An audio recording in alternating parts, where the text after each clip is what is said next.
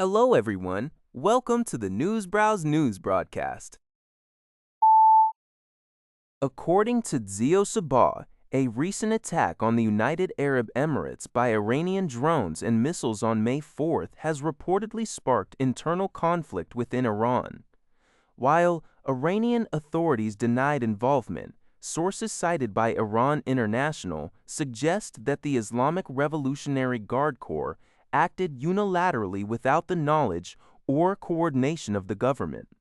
President Masoud Pezeshkian is said to have angrily denounced the Revolutionary Guard's actions as completely irresponsible, condemning their move as madness that exacerbates regional tensions and could lead to irreversible consequences.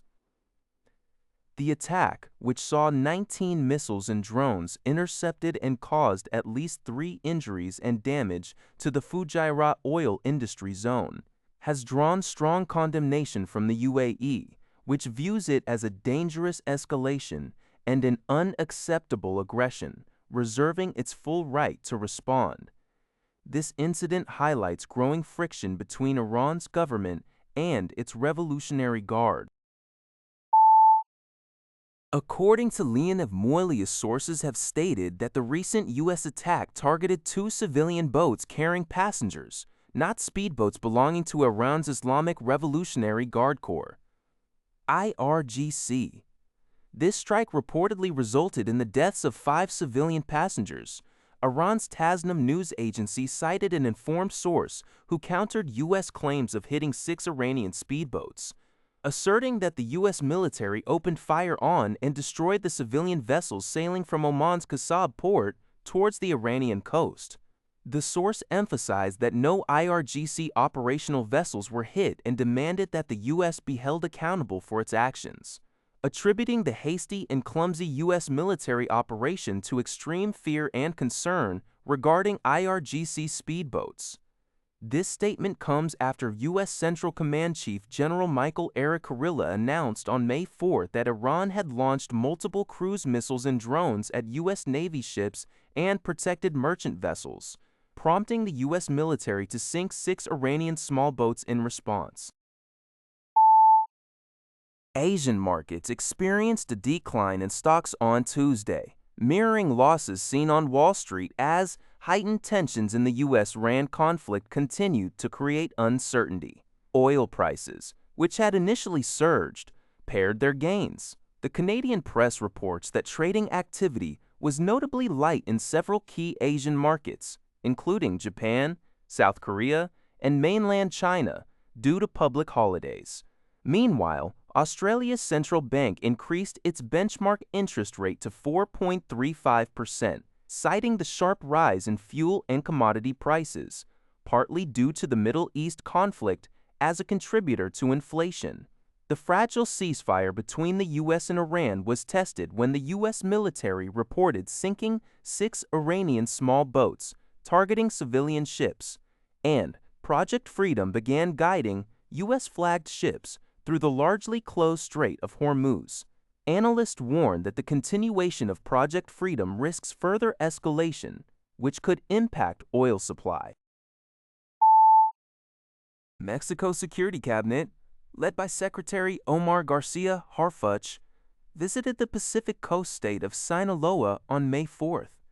The visit aimed to convey a message of support and coordination to the newly appointed interim governor, Uralde Bonilla, following the temporary resignation of former Governor Ruben Rocha.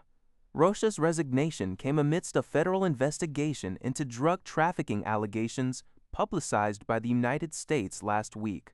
Harfuch affirmed the federal government's commitment to maintaining its presence in Sinaloa and continuing efforts to protect its residents, stating that authorities would not withdraw.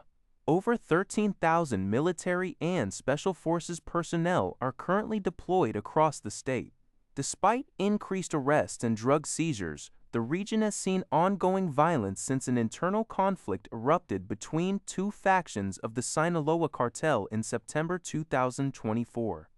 Harfuch added that Rocha is under federal protection, though no signs of threats against him have been detected, and local officials have not resisted federal operations. President Sheinbaum stated in Mexico City that there is no urgency for an arrest and her administration will not yield to external pressure. U.S. prosecutors allege that Rocha and others played a crucial role in assisting the Sinaloa cartel in smuggling fentanyl, heroin, cocaine, and methamphetamine into the United States. They also claim that Joaquin El Chapo, Guzman's sons, the Chapitos, aided Rocha's electoral victory in 2021.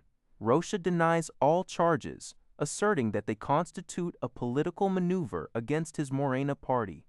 This report is from Yahoo News. Indonesia's National Arms Agency, Baznas, has established 4 emergency school tents in central Gaza, specifically in Zaweda, to cater to approximately 600 displaced children. This initiative by Baznas, reported by Antara, addresses the dire situation where formal education facilities have been destroyed due to prolonged conflict. Baznas chairman, Sodiq Mujahid, emphasized Indonesia's ongoing commitment to Palestine's future, stating that education must continue even during wartime. The temporary schools, situated near the Ard Az Zaitun camp, utilize Palestine's official curriculum and also offer additional classes such as Quran education and memorization, which have already attracted a significant number of registrants. Baznas ensures long-term operational oversight through its local partner, Darul Quran Al Quram Wasuna.